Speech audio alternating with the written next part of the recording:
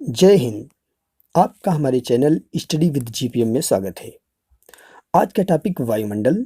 आज हम वायुमंडल के बारे में देखेंगे। इसके अलावा वायुमंडल में कितनी परतें होती हैं, वायुमंडल, जलमंडल क्या होता है, स्थलमंडल क्या होता है, जैवमंडल क्या होता है, इन सभी के बारे में हम चर्चा करेंगे। आज का वीडियो शुरू करने से पहले अगर आपने हमारे चैनल स्टडी विद जीपीएम को सब्सक्राइब नहीं किया है तो प्लीज़ हमारे चैनल स्टडी विद जीपीएम को सब्सक्राइब किया करें, और अगर वीडियो अच्छा लगे तो वीडियो को लाइक करें और ज़्यादा से ज़्यादा शेयर किया करें। आइए शुरू करते हैं। वायुमंडल। वायुमंडल क्या होता है? वायुमंडल पृथ्वी के चारों ओर फैले हुए गैसीय आवरण। पृथ्वी के चारों ओर फैले हुए गैसीय आवरण अर्थात वायु की परत को वायुमंडल कहते हैं। पृथ्वी, ये पृथ्वी है, इसके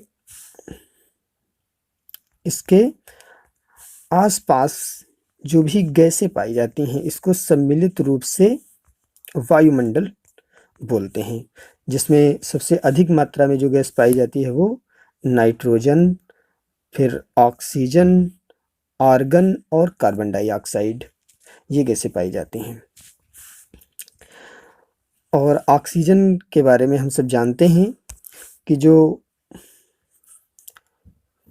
जो मनुष्य होते हैं वो ऑक्सीजन को ग्रहण करते हैं और कार्बन डाइऑक्साइड छोड़ते हैं। ऑक्सीजन को ग्रहण करते हैं मनुष्य और कार्बन डाइऑक्साइड को छोड़ते हैं। और जो पेड़ पौधे होते हैं वो कार्बन डाइऑक्साइड को ग्रहण करते हैं और ऑक्सीजन को छोड़ते हैं।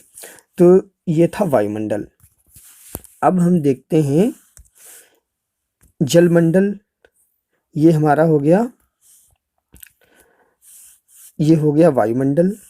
मान लिया हमने ये कि ये पृथ्वी है और ये हमारा हो गया जलमंडल।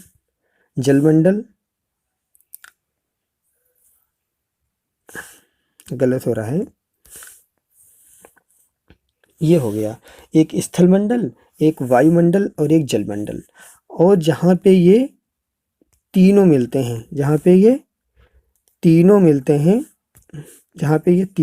हैं इसको बोला जाता है जैवमंडल। जैवमंडल को हम इस तरीके से भी कह सकते हैं, जहाँ पे जीवन है उसको जैवमंडल बोलते हैं। मतलब जहाँ पे स्थल भी हो, पानी मतलब जल भी हो और वायु हो, जहाँ पे तीनों मिलते हैं वहाँ पे जैवमंडल बोलते हैं। आइए अब देखते हैं वायुमंडल की परतों के बारे में। वायुमंडल की परत में इसमें नीचे से हम देखेंगे कि नंबर 1 पे आता है क्षोभ मंडल, उसके ऊपर समताप मंडल, उसके ऊपर मध्य मंडल, फिर आयन मंडल, फिर वायुमंडल। इसमें ज़्यादातर जो क्वेश्चन बनते हैं वो हिंदी से नहीं बनते, वो अंग्रेजी में इनके नाम ज़रूर याद होना चाहिए। जैसे क्षोभ मंडल को जो इंग्लिश में कहते हैं वो ट्रोपोस्फेयर बोलते, और समताप मंडल को स्ट्रेटोस्फेयर, मध्य मंडल को मेसोस्फेयर, आयन मंडल को आयनोस्फेयर और वायुमंडल को एक्सोस्फेयर। इनके इंग्लिश में नाम ज़रूर याद होना चाहिए। फिर से एक बार देखेंगे, क्षोभ मंडल को ट्रोपोस्फेयर, समताप मंडल को स्ट्रेटोस्फेयर, मध्य मंडल को मेसोस्फेयर और आयन मंडल को आयनोस्फेयर और वायुमंडल को एक्सोस्फेयर। अब एक एक के बारे में हम चर्चा करेंगे कि उसकी क्या खुसूसियत है और इसकी ऊंचाई सबके बारे में देखेंगे। तो आइए शुरू करते हैं। नंबर 1 पे आता है क्षोभ मंडल। नंबर 1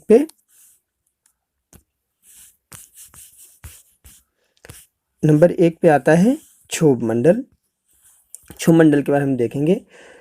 क्षोभ मंडल की ऊंचाई जो होती है वो लगभग होती है 0 से 18 किलोमीटर। जो 0 से 18 किलोमीटर जो ध्रुवों पर कम होती है, लगभग 8 किलोमीटर होती है। ध्रुव, दक्षिणी ध्रुव, उत्तरी ध्रुव समझते होंगे आप।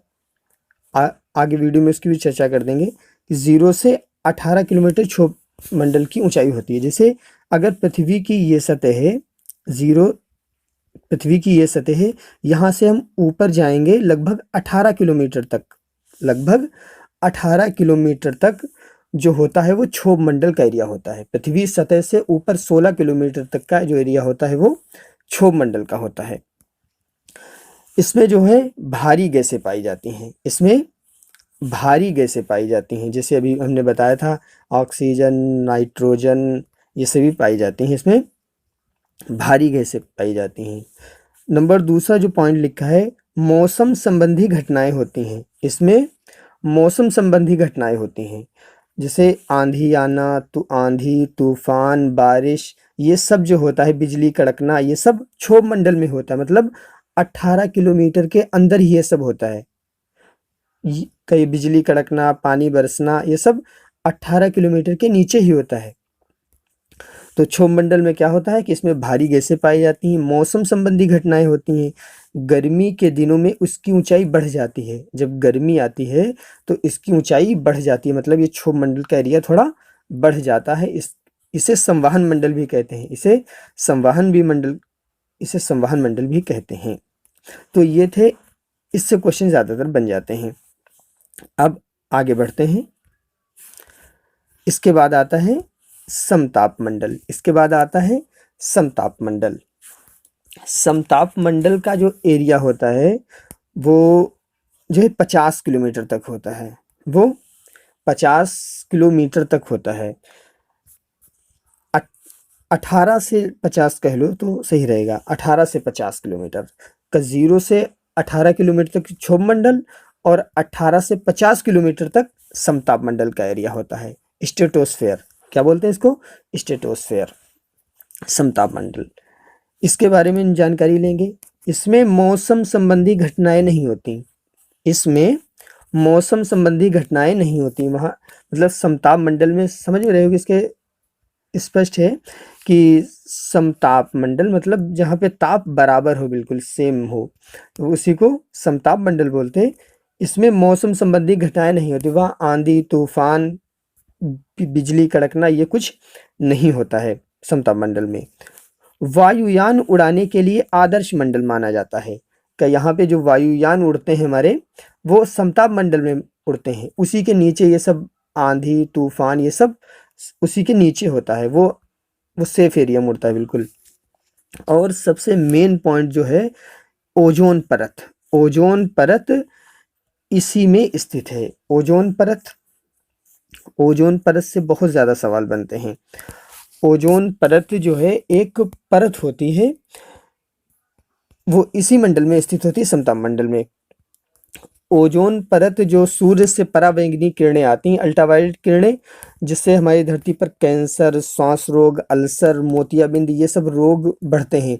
आपने सुना होगा कि उसकी मोटाई बहुत पतली होती जा रही है, इससे हमारी पृथ्वी पर बीमारियों की संख्या बढ़ती जा रही है, बीमारियों की संख्या बढ़ती जा रही है। तो ओजोन परत की मोटाई कम होने से ये रोग बढ़ते जा रहे हैं। इसमें जो सबसे ज़्यादा इसको नुकसान कर रही है गैस, वो CFC, परमाणु विस्फोट होते हैं, इनसे जो गैसें निकलती हैं, जो फ्रिज से गैसें निकलती हैं परिशीतकों से, वो भी इसमें बहुत ज़्यादा नुकसानदेह होती हैं। इसी के लिए, इसके संरक्षण के लिए 16 सितंबर को, कब? 16 सितंबर को ओजोन दिवस मनाया जाता है। वेरी वेरी इंपॉर्टेंट, ज़्यादातर सवाल पर 16 सितंबर को ओजोन दिवस मनाया जाता है, कि हम कैसे उसकी सुरक्षा कर सकते हैं, उसकी रक्षा कर सकते हैं ओजोन परत की, जिससे वो मतलब अपनी जितनी उसकी मोटाई है वो बरकरार रहे और पृथ्वी पर बीमारियों की संख्या कम होती रहे। इसीलिए 16 सितंबर को ओजोन दिवस मनाते हैं। बहुत ज़्यादा इसी से सवाल आता है। तो इसके बाद आगे चलते हैं। इसके बाद जो आता है वो मध्यमंडल। मध्यमंडल, इसकी मोटाई जो है मध्यमंडल की, वो 50 किलोमीटर से 80 किलोमीटर की होती है। 0 से 18 किलोमीटर की जो ऊंचाई होती है वो क्षोभ मंडल की, उसके ऊपर चलेंगे 18 से 50 किलोमीटर की जो ऊंचाई होती है वो समताप मंडल की, और 50 से 80 किलोमीटर का मतलब इसके जो बीच का एरिया होता है लगभग 30 किलोमीटर का, तो वो मध्यमंडल का क्षेत्र होता है। इसमें क्या होता है, उल्का संबंधी घटनाएं इसी मंडल में होती हैं। उल्का संबंधी घटनाएं जो होती हैं वो मध्यमंडल में होती हैं। उल्का समझते हो आप लोग? उल्का, जैसे आपने देखा होगा रात में कि कोई तारा टूटता हुआ जाता है, जिसमें हम अपनी विशिष्ट मानते हैं, वो ये तारा नहीं होता, वो उल्का पिंड होते हैं। तारा कभी टूटते नहीं हैं, तारे कभी टूटते नहीं, ये उल्का पिंड होते हैं। उल्के पिंड एक किस्म के पत्थर समझ लो, जब वो आपस में टकराते हैं तो उसमें घर्षण उत्पन्न हो जाता है, उसी की ये वो लाइट होती है। तो ये जो पत्थरों का टकराना ये किस में होता है? मध्यमंडल में होता है। तो याद रहेंगे कि तारे कभी भी टूटते नहीं, तारे कभी भी टूटते नहीं। उल्का संबंधी घटनाएं किसमें होती हैं? मध्यमंडल में। और इसकी ऊंचाई कितनी होती है? 50 से 80 किलोमीटर के बीच की होती है। इसके बाद देखेंगे आयन मंडल। इसके बाद क्या है? इसके बाद है आयन मंडल। आयन मंडल, आयनोस्फेयर। आयन मंडल को क्या इंग्लिश में बोलते हैं? आयनोस्फेयर। इंग्लिश जरूर याद होना चाहिए इनकी। आयनोस्फेयर, इसकी ऊंचाई जो होती है वो 80 किलोमीटर से 640 किलोमीटर के बीच की होती है। 80 किलोमीटर से 640 किलोमीटर की बीच की होती है। सबसे पहले फिर से हम एक बार रिवाइज करेंगे। क्षोभ मंडल, क्षोभ मंडल की ऊंचाई 0 से 18, कुछ जो ध्रुवों पर होती है 0 से 8 होती है, लेकिन हम मानेंगे 0 से 18, 18 से 50, 18 से 50 समताप मंडल, 50 से 80 मध्य मंडल, और आयन मंडल जो होता है वो 80 से 640 किलोमीटर, 80 से 640 किलोमीटर के जो बीच का एरिया होता है वो आयन मंडल होता है। इसमें क्या होता है? वायु में आयनिक गुण पाया जाता है। वायु में आयनिक गुण पाया जाता है। आयनिक गुण क्या होता है? जैसे पृथ्वी से कोई तरंग जाती है और यहाँ से आकर टकराकर फिर वापस आ जाती है, यहाँ से इस मंडल से फिर पुनः धरती पर वापस आ जाती है। मतलब ये जो आयन मंडल है ये तरंगों को ऊपर नहीं जाने देता, इसी को बोलते हैं आयनिक गुण। तो ये जो आयनिक गुण पाया जाता है वो आयन मंडल में पाया जाता है। इसके बाद हम देखेंगे बहिर्मंडल। बहिर्मंडल भी कहीं लिखा होता, वायुमंडल भी इसका नाम होता है, और अंग्रेजी में इसको क्या बोलते? एग्जोस्फेयर। एग्जिट से याद रखो, एग्जोस्फेयर। इसमें क्या होता है? इसकी ऊंचाई सबसे पहले देख लेंगे। इसकी ऊंचाई जो होती है वो 640 के ऊपर का, मतलब इसकी जो इससे 640 के जो ऊपर के एरिया वो निर्धारित नहीं है, मतलब जितना भी क्षेत्र है उसको वायुमंडल ही बोलेंगे। 640 के ऊपर के एरिया को वायुमंडल ही बोला जाएगा। एक बार हम शुरू से देखेंगे कि क्षोभ मंडल। क्षोभ मंडल की ऊंचाई 0 से 18, उसके बाद समताप मंडल। समताप मंडल की ऊंचाई 18 से 50 किलोमीटर, और फिर मध्य मंडल। मध्य मंडल का एरिया कितना होता है? 50 से 80 किलोमीटर, और 80 से 640 के बीच का एरिया आयन मंडल कहलाता है। और फिर 640 किलोमीटर के ऊपर का एरिया वायुमंडल कहलाता है। वायुमंडल कहलाता है। इसमें क्या होता है कि इसमें हल्की गैसें पाई जाती हैं। इसमें हल्की गैसें पाई जाती है। क्षोभ मंडल में भारी गैसें पाई जाती थी और बहिर्मंडल में हल्की गैसें पाई जाती हैं। हल्की गैसें जैसे हीलियम, हाइड्रोजन, ये गैसें पाई जाती हैं। और बहुत ही ज़्यादा इम्पोर्टेंट, संचार उपग्रह पाए जाते हैं। इसमें संचार उपग्रह पाए जाते हैं जो पृथ्वी तक हमारी ये सब सूचनाएं भेजते हैं। ये संचार उपग्रह जो पृथ्वी से नहीं प्रक्षेपित किए जाते हैं उपग्रह, वो सब कहाँ होते हैं? वायुमंडल में। अगर ऑप्शन में आपके वायुमंडल नहीं है तो हम आयन मंडल सही करेंगे। अगर ऑप्शन जैसे दिए होंगे 4 कि किसमें संचार उपग्रह प्रक्षेपित किए जाते हैं, अगर उसमें आपका वायुमंडल नहीं है तो हम आयन मंडल सही करेंगे। अगर दोनों ऑप्शन है तो वायुमंडल ही सही होएगा। तो ये थे इम्पॉर्टेंट नॉलेज था बारे में, ये मतलब वायुमंडल के बारे में जानकारी थी। तो अगर आपको अच्छी लगी हो तो वीडियो को लाइक करें और चैनल को सब्सक्राइब करें और वीडियो को ज़्यादा से ज़्यादा शेयर करें। Thank you.